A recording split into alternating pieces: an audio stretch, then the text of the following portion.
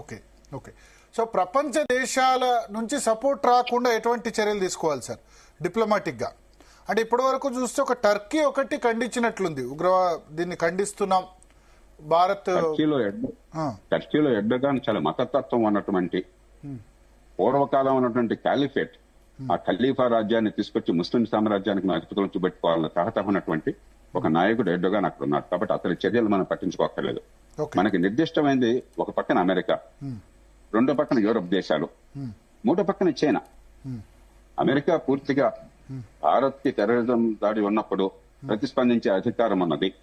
కాకపోతే యుద్ధం రాకుండా చూసుకోండి, దీన్ని పెంచబోకండి ఒక స్థాయి మించి.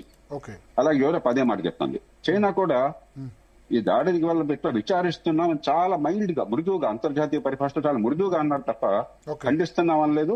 అదే సమయంలో టెర్రరిజాన్ని వ్యతిరేకిస్తున్నాం, టెర్రరిజాన్ని ఆపాలని చెప్పన్నారు. కాబట్టి అంతర్జాతీయ సమాజం మొత్త కంఠంతో మన పక్కన ఉన్నది, టెర్రరిజానికి వ్యతిరేకంగా ఉన్నది. మనం అందుకనే సరైన చర్య, అతిగా చర్య స్పందించినా సరైనది కాదు. అక్కడ ఉదాహరణకి వందలాది మంది సామాన్య ప్రజలను పట్టుబెట్టుకున్నాం అనుకోండి, అంతర్జాతీయ సమాజం వ్యతిరేకించారు. పాకిస్తాన్ మీద సైన్యం మీద దాడికి దిగాం అనుకోండి, మళ్ళీ యుద్ధానికి వెళ్లిపోతుందేమో, ప్రపంచం ఏమవుతుందో అన్వయతలనే భయపడిపోయేది. కాబట్టి మన చర్య చాలా హుందాగా, చాలా బలంగా, అదే సమయంలో చాలా సంయమనంతో సరైన రీతిలో ఉన్నది. కాబట్టి ప్రపంచం మొత్తం నుంచి చైనా లాంటి దేశంతో సహా చాలా ఆచూతూ స్పందిస్తుంది. మనకు ఆ ఇబ్బంది ఏం లేదు. ఒక టర్కీని పట్టించుకోకలేదు. ఆయన చాలా, అందులో ఎలక్షన్లు వస్తున్నాయి, అతనికి మతం రచ్చగొట్టడం తప్ప ఇంకో మార్గం లేదు అతనికి. ఆ దేశంలో ఉన్న ప్రతిపక్షాలందరినీ జైల్లో పెట్టాడు. తన ప్రధాన ప్రతిపక్ష నాయకుడి తన మీద పోటీకి దిగేవాడిని జైల్లో పెట్టాడు. కాబట్టి టర్కీని గురించి పట్టించుకోకలేదు.